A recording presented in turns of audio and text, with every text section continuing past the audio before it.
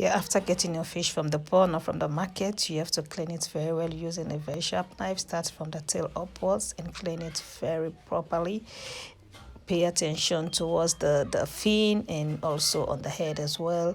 Remove all the scale very well. Then you can use scissors or very sharp knife to remove the fin, the tail, and all the fin of part of the fish. You have to remove it well. I'm using scissors. You can use a very sharp knife to do that. Then after removing that, the next step for you is to remove the gill of the fish and also remove the gill of the fish. This time now you are really taking out the inner part of the fish, which you do not eat normally.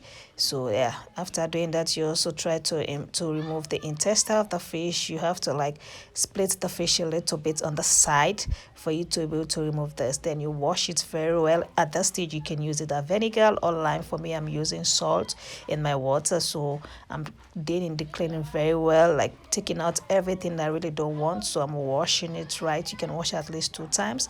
Yes, wash everything clean in a very clean water. Yes, that's what I'm doing right now. Yeah. So now I'm washing for the last time. I'm raising it where so you see the water is very clean now. You do not see any blood or whatever. So that's the last wash. I'm washing the fish now. I'm washing it very well.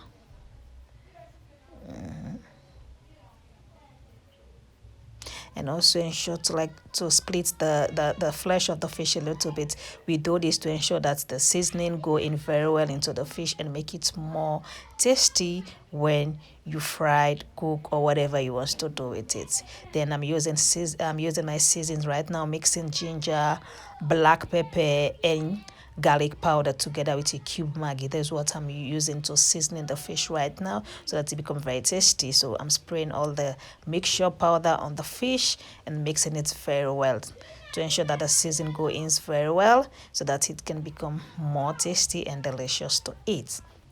Yeah, I'm taking it right now because to make and ensure that I put the seasoning on the mark. I've already split on the fish and put it inside of the fish as well so that it can goes in very well. Then now we leave it to marinate. There's the oil on the fire. The oil is hot. Now we are putting the fish to fry. Yes, guys, that's the fish now. We are frying our fresh or very delicious tilapia fish that we are going to enjoy. So tilapia is not difficult to fry, so you do not need to fry it hard, because if you fry it hard it will lose its taste. So it just need to fry in a maximum way.